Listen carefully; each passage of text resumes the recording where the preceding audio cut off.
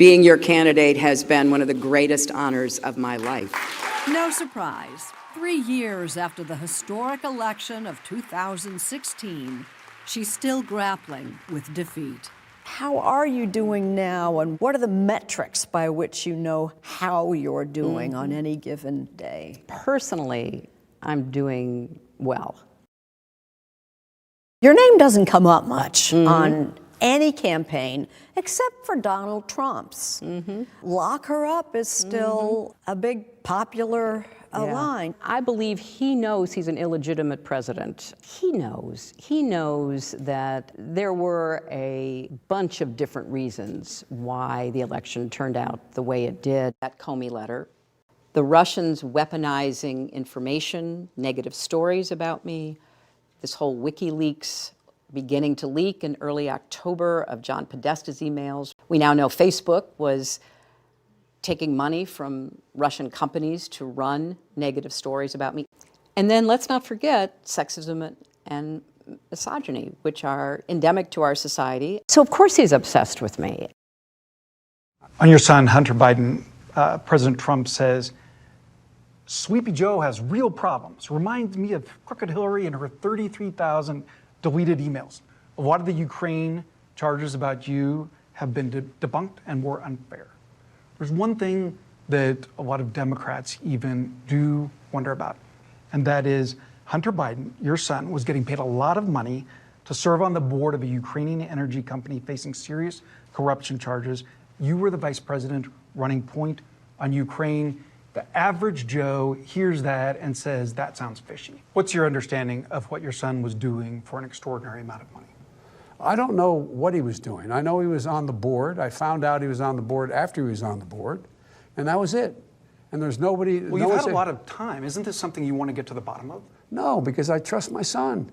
But that doesn't pass the smell test. Like when you're vice president, isn't there a higher standard? Don't you need to know what's happening with your family? Don't you need to put down some guardrails? Unless there was something that was, there was something on its face that was wrong. There's nothing on its face that was wrong.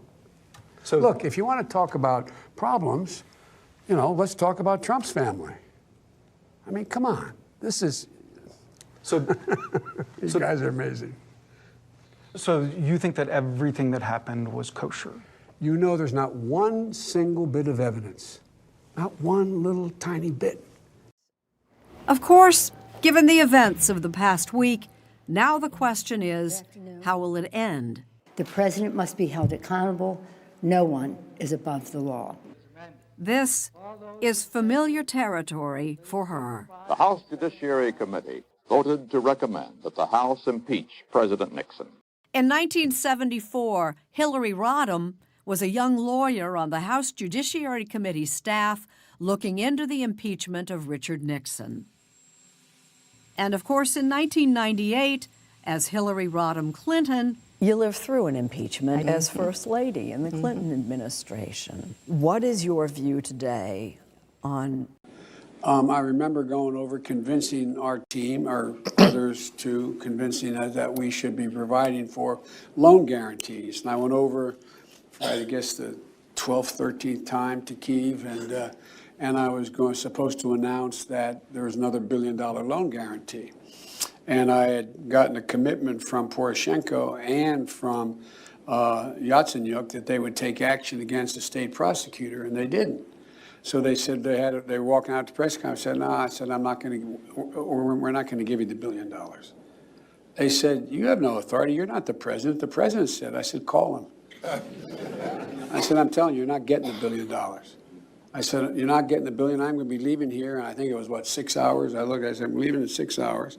If the prosecutor's not fired, you're not getting the money. Well, son of a bitch. Got fired. Given this latest revelation, which is such a blatant effort to use his presidential position to advance his personal and political interests, there should be an impeachment inquiry opened. And I don't care who you're for in the Democratic primary or whether you're a Republican, when the President of the United States, who has taken an oath to protect and defend the Constitution, and by that, defend the American people and their interests, uses his position to, in effect, extort a foreign government for his own political purposes, I think that is very much what the founders worried about in high crimes and misdemeanors.